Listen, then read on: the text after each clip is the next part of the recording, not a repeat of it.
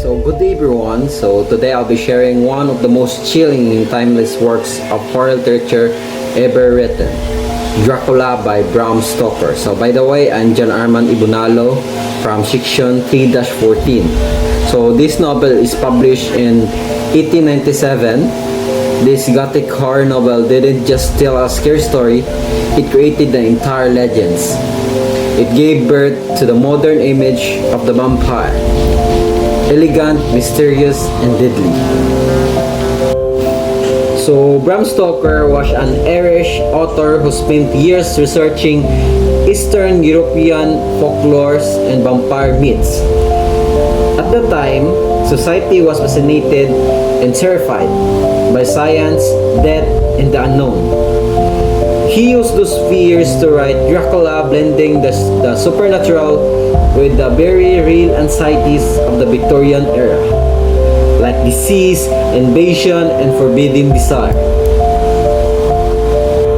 So the story begins with Jonathan Harker, a young lawyer from England, who travels to a distant land called Transylvania.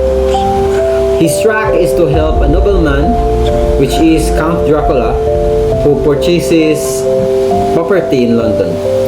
So at first, the Count Dracula is polite, even charming. But soon, Harker realizes something isn't right. He sees no servants in the castle. Dracula casts no reflections in the mirror. And that night, Harker hears the Count crawling in the castle walls like a spider. So when Jonathan discovers he's a prisoner, it's so late now. The Count Dracula leaves him behind and sails to England, bringing with him boxes of his native soil, which he uses to rest and regain strength. So in England, Dracula begins to prey upon Lucy Westenra, the best friend of Jonathan's fiancée, Mina Moray. Lucy falls gravely ill, pale, weak, and restless. Despite the efforts of Dr. Seward and Professor Van Helsing, she dies. But soon after, children start disappearing, and witnesses speak of a beautiful woman wandering the graveyard at night. So Mr. Van Helsing reveals the horrible truth. Lucy has become one of the undead. Heartbroken but determined, here Prince performed the ritual to free her soul, sticking her through the heart. Now they turn their attention to Dracula himself. Together with Mina, Jonathan, and Van Helsing's team, begin a deadly chase that leads them across Europe, all the way back to the Count Dracula's castle in Transylvania. So in a dramatic finale, just as the sun begins to rise, they destroy Dracula, ending his centuries of darkness. Mina freed and peace finally returns. So Dracula isn't just a monster story. It's full of symbolism and deeper meaning. It explores the battle between good and evil, light and darkness, faith and temptation. It reflects the fear of unknown, the Victorian anxiety towards foreignness, disease, and sexuality. The character of Dracula represents the corruptions of innocence and the danger of giving into desire. Van Helsing and his team symbolize the strength of science, unity, and courage in the face of the ancient evil.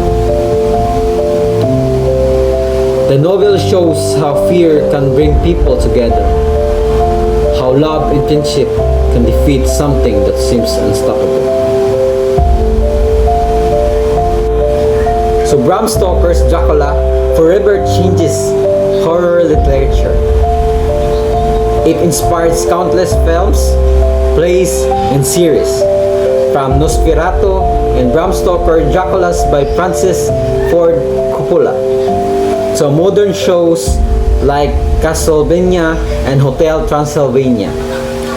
So nearly every vampire story written after 1897 owes something to Dracula. The idea of immortality, the weakness to sunlight, the coffin, and even the mysterious charm of the undead. Over a century later, readers still find it haunting, not just because of the blood or the horror, but because Dracula forces us to look at our own fears. The fear of death, of desire, and losing our humanity. In the end, Dracula isn't only about monster. It's about the darkness within us all. It reminds us that evil can hide behind a charming smile, and that sometimes the real horror isn't what's outside, but what we invite in. Thank you. And remember, if someone knocks on your windows at midnight, don't open it.